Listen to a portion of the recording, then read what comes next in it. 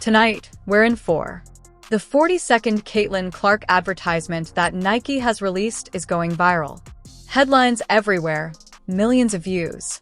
There is an enormous amount of hype. A'ja Wilson, on the opposite side of the spotlight, is irritated, ignored, and watching as the rookie sensation rules not only the court but also the sneaker game, while the internet is going crazy over Clark's signature sneakers. She's not taking it lightly, I assure you. Do you believe Nike has finally identified their biggest star? And what does A'ja Wilson stand to gain from this? Caitlin Clark's first solo ad since joining the WNBA was finally published by Nike, and the outcome is exactly what you would expect from the WNBA's face. Here with you guys today, Nike finally delivers Caitlin Clark PE. Nike's action is more than just another brand partnership. It seems to be a clear and loud indication that they may have finally come to the realization that they were funding the wrong side of the league all along. This has to hurt if you're an A'ja Wilson fan. On May 6th, 2025, Nike debuted A'ja Wilson's trademark shoe, the Nike 01, in the pink Aurora shade. What's up, everybody? This is A'ja Wilson from the Las Vegas Aces. Clearly, I had too much fun at my jersey retirement party, but I'm here to dive into the A1. Man, it feels pretty surreal to know that I am a Nike signature athlete and I have my first shoe, the A1. According to reports, the first shoe release sold out in under 5 minutes. The $230 to $300 range of resale prices on websites like eBay and stocks more than doubled the $110 original price, suggesting a very robust aftermarket demand. At first, it fulfilled all of A'ja Wilson's dreams. In less than 5 minutes, the pink Aurora hue was gone from the stores. An important occasion for women's basketball in general as well as for her career. This is where things start to become pretty interesting. Nike didn't just slap A'ja Wilson's name on a shoe and call it a day. They put everything on the line. They collaborated closely with her for a full 2 years to create the Nike A1. It wasn't hurried. They treated her like a VIP. A'ja had complete creative freedom. She chose the materials by hand, shaped the design, and ensured that the shoe conveyed her message. She received personalized logos. The details included hidden messages. The pink Aurora coloring had a deeper meaning than merely being fashionable. That sneaker's every stitch and contour was deliberate. She briefly served as the face of WNBA merchandise, which is the league's main selling point. Interviews flooded in. About a little bit more about the shoe, like the details, what some of the Easter eggs are. Ooh, yes, we have plenty of Easter eggs on here. Obviously, I feel like the biggest thing is the ring because it just looks amazing. You can see it in all aspects wherever you are. It's blinding, like, wow. Right. Show your eyes, show your eyes. Her shoes were being rocked by fans on the court. However, things began to change after that. The buzz subsided. Sales declined. The conversation on social media subsided. And Nike released a dazzling new advertisement just as the limelight started to wane. This time, it's for Caitlin Clark rather than A'ja. The story abruptly shifted. With influencer support, a viral online response, and a huge wave of hype, Clark's shoe campaign quickly overwhelmed all the A1 had going for it. A'ja's moment seemed to be passing quickly to someone else.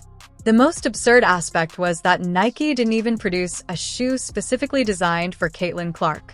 Caitlin appears in the promo for this limited edition Kobe 5 Pro PE in vivid crimson, midnight navy, and university gold. However, the excitement was unbelievable. On Monday, June 29th, Nike Basketball's X account released the 40-second promo for the new sneakers. Within minutes, it went viral on YouTube and Instagram. Caitlin Clark is shown in the opening scene of the advertisement, lacing on her sneakers while composed, concentrated, and locked in. However, the camera pans in on her eyes as she tightens the laces. They shift, slit, and glow yellow in an instant. It hits forcefully, yet you miss the shot because it's a blink. An homage to the legendary Black Mamba character of Kobe Bryant.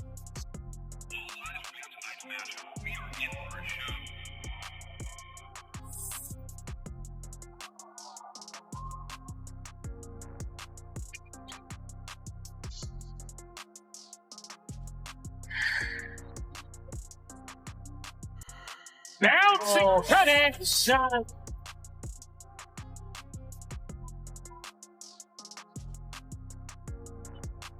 Lays in on a delectable dime for Caitlin Clark.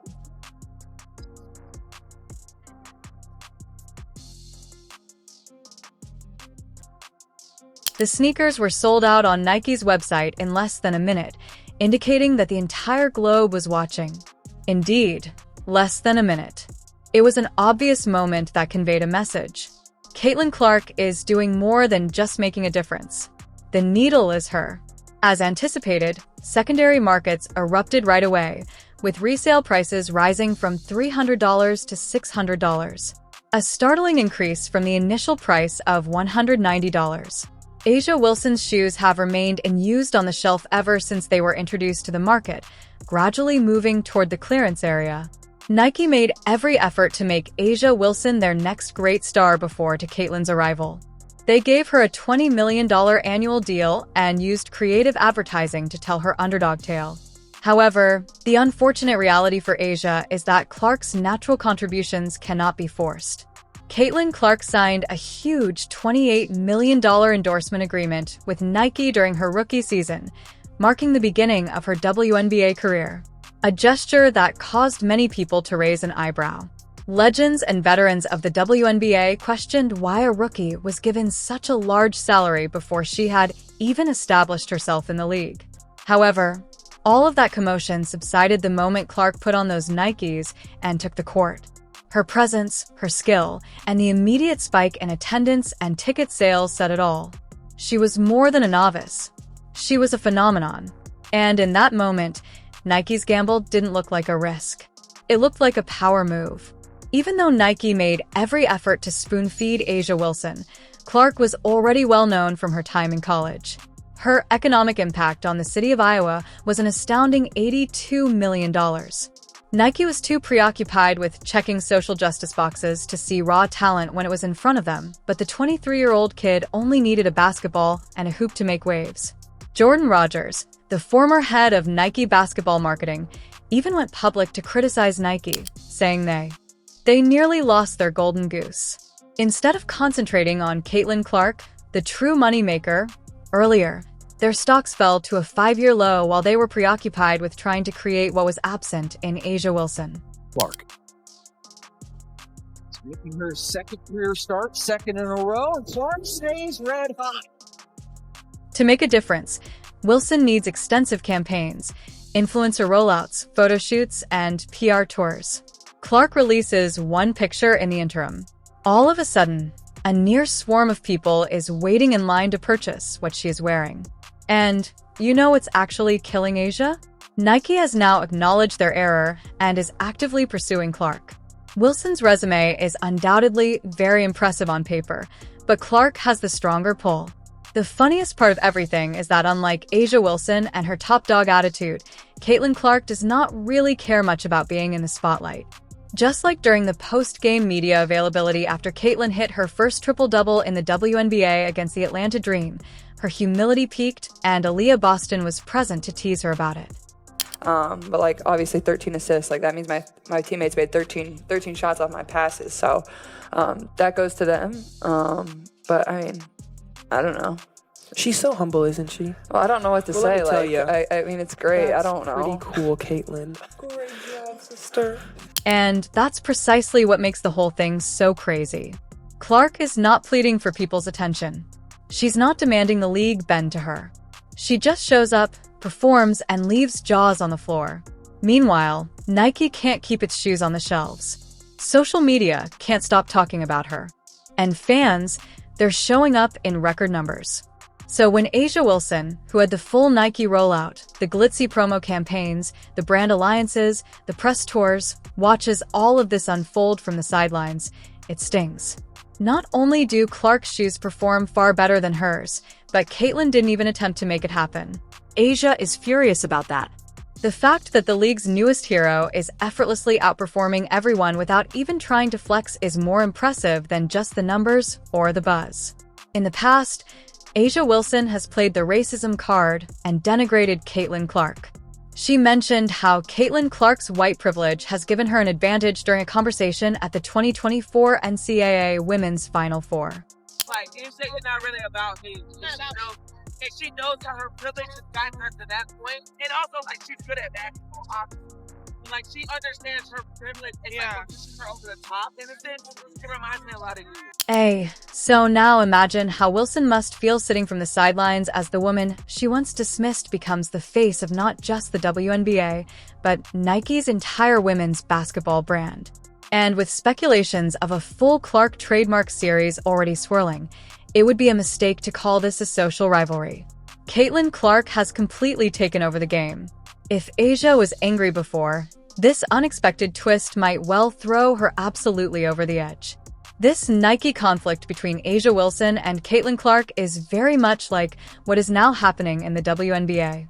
Ever since Caitlin injured her groin in that game versus the Seattle Storm have absolutely crashed. It is almost as if nobody cares about women's basketball except when Caitlin Clark is on the court. Just to demonstrate how horrible it is, the combined audience for 3 games this week is still lower than Caitlin Clark's worst viewership this season. Los Angeles Sparks vs. Chicago Sky, featuring Clark's purported rival Angel Reese and other talents like Kelsey Plum and Haley Vanlith, managed to attract an underwhelming 240,000 viewers. Standing ovation at Wintrust Arena as the Sky pick up win number 4 on the season, thanks to a career-high night from Camila Cardoso. It gets even worse with the Los Angeles Sparks at Minnesota Lynx, featuring other major names like Kelsey Plum again and Nafisa Collier, who some people argue is the best player in the league, only managing to pull in 220,000 viewers. Nafa Collier genuinely plays beautiful basketball, but as we can see, it does not translate to high viewership. Get that shot up and in, and look at this 24-17 Connecticut. Rivers on top. The rookie looks like she belongs in this league. And then we get to the Connecticut Sun and Asia Wilson's Las Vegas Aces pulling a disappointing 100,000 viewers. If you add all these games together, it totals to 560,000 viewers across all 3 games.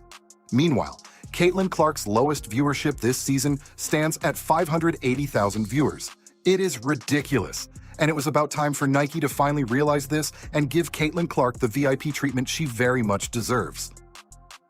The Connecticut Sun and Asia Wilson's Las Vegas Aces draw a disappointing 100,000 viewers after that. The total number of viewers for all 3 of these games is 560,000. The lowest number of viewers for Caitlin Clark this season is 580,000. It's absurd. And it was time for Nike to acknowledge this and treat Caitlin Clark like the VIP she so richly merits.